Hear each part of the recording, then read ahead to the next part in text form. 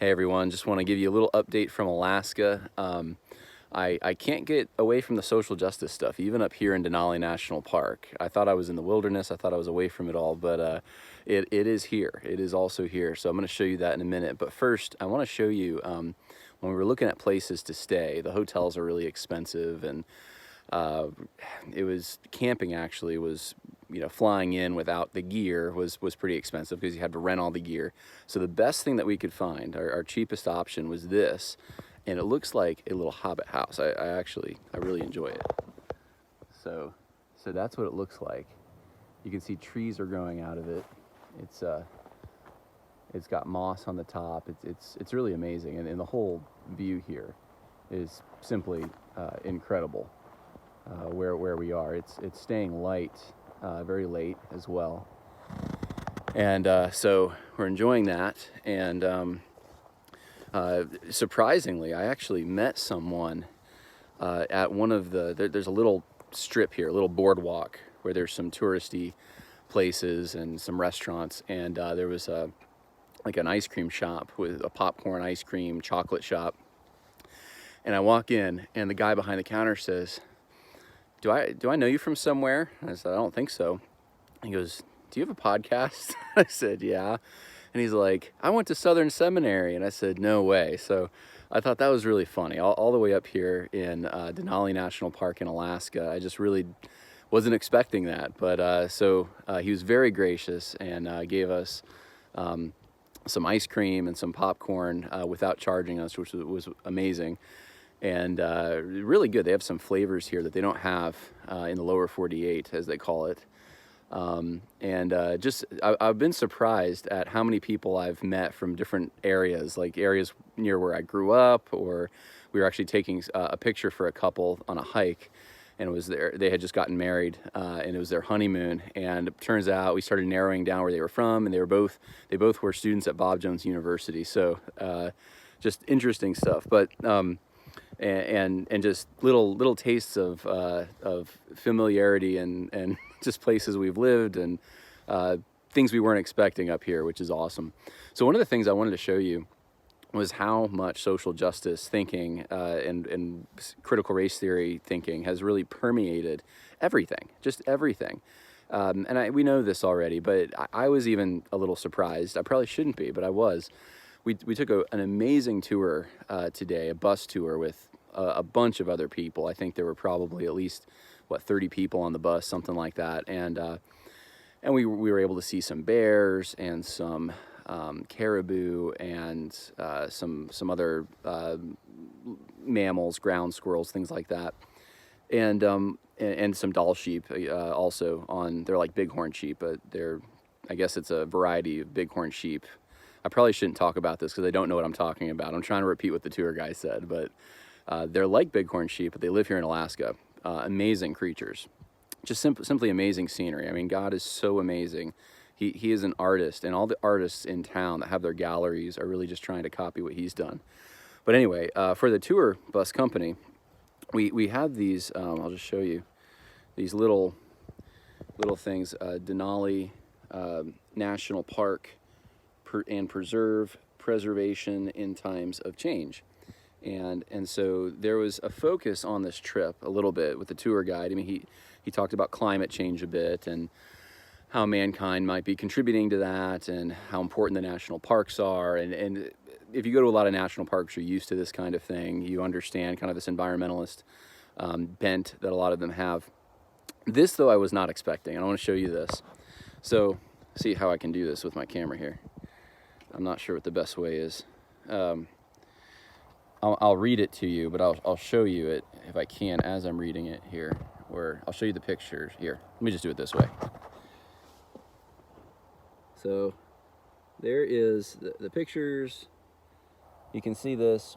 Most of this book, most of it is simply about Denali National Park, preserving the park, different animals, the history of the park, all these kinds of things. And then randomly, I mean, really, it is random. I mean, the page before is about protecting some of the history of the park. The page after is It's completely unrelated to the page you're about to see here. So in the middle of this book is this. The majority of Denali's modern mountaineers may be strapping and youthful, but they rarely mirror the diverse face of young America. This is slowly changing. In June 2013, 100 years after Denali was first summited, a team of African American climbers reached the summit of Denali and announced that adventure isn't just a white thing. I thought, can you imagine that? You climb this mountain, amazing accomplishment. I think it's the third tallest mountain in the world and probably one of the most challenging just because of how far north it is and how cold it is. And that's what you're thinking. Adventure isn't just a white thing. You're thinking about that's the point you want to make when you get there. The year before, in June 2012, Team Warfighter Sports attempted, that means they didn't do it, but they attempted the mountain with a slogan, 5 wounded warriors, 4 good legs, 3 wars, 2 generations, 1 mountain.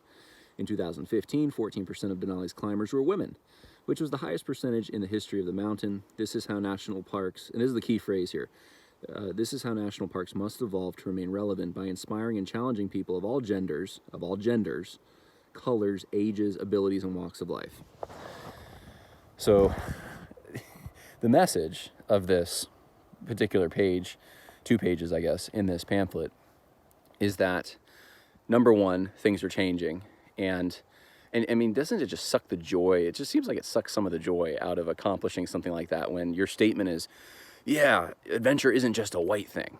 Like you're comparing yourself. You're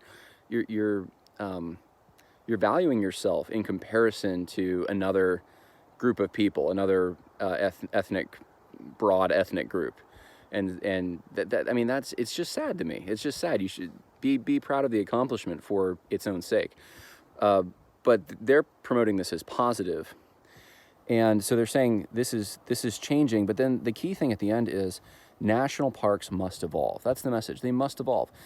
Not only does everything else in your life need to evolve, right? I mean, I'm on vacation right now. Not only does your job with the implicit bias training and your church and your government and everything pretty much around you, the schools your children go to, and not only do all these things need to change, but when you go on vacation to a national park, the national parks also need to change. And that's a message, a prominent message. I mean, we weren't looking for this. This is just, and I'm not like offended by it. I'm just surprised by it. I'm used to it, so I can't really be that offended.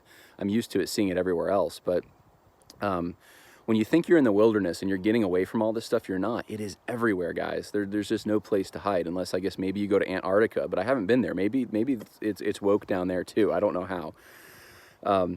But I mean, it even says all genders. I mean, it's full throttle social justice stuff. The equity, inclusion, diversity agenda in Denali National Park, of all places, a rural area in Alaska, and this is the tour company.